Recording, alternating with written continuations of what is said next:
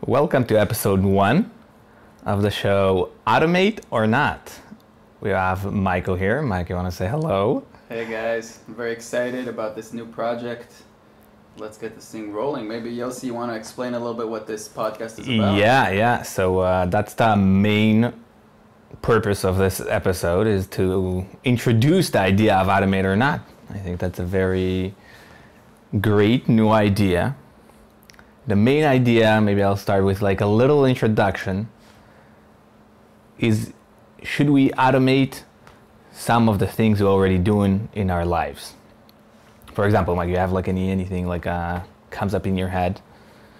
Yeah, so we've just noticed in our own personal life that there are many situations that come up where there are things that you can automate, as in make it more automatic and not as conscious. Put it into your routine, and oftentimes the question arises is whether it's a good idea to do it with this particular thing. So an example would be food.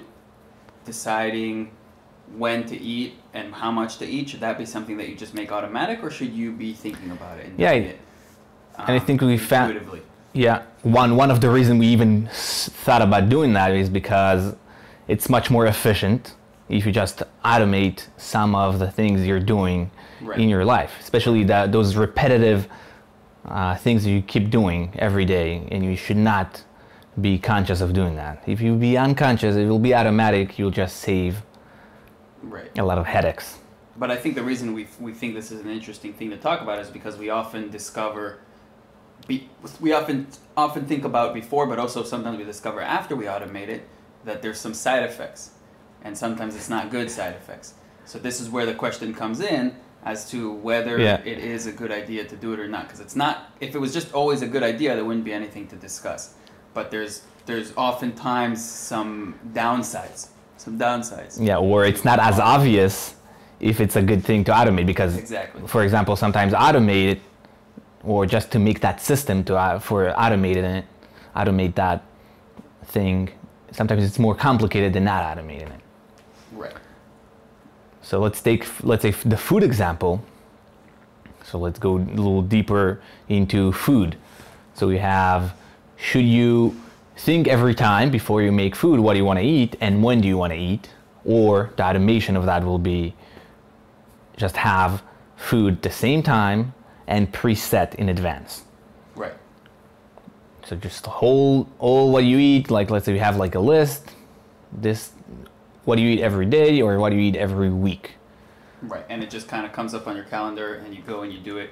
And whether or not you're feeling that hungry in that moment, you still kind of just follow the routine.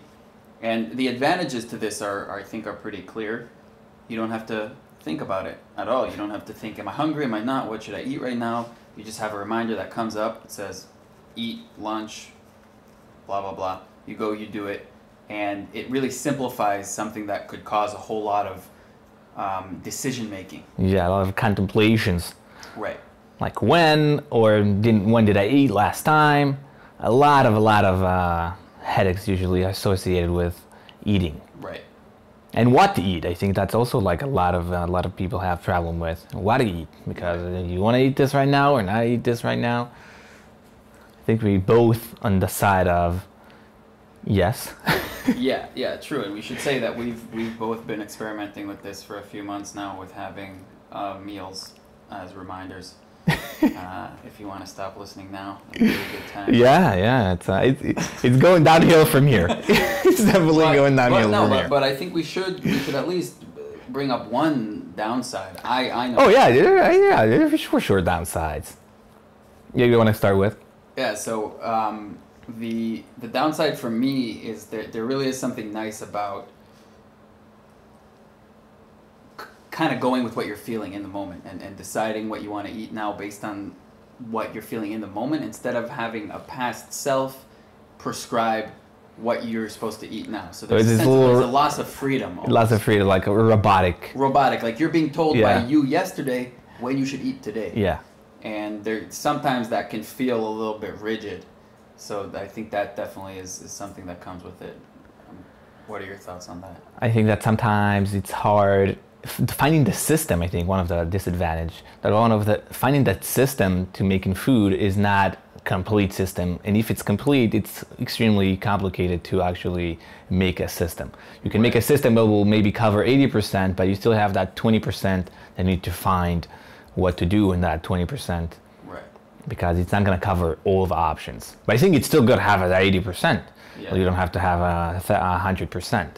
Yeah, so obviously there's a lot more we can talk about when Yes, it comes to yeah. food, and we'll probably revisit it in the future because it's a Yeah. big one.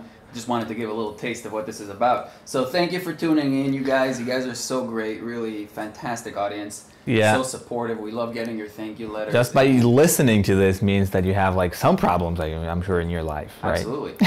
And if you have any ideas for Automate or Not, please send them our way, and we'll try to discuss them in the future. Yeah. Thank you for tuning in, and adios.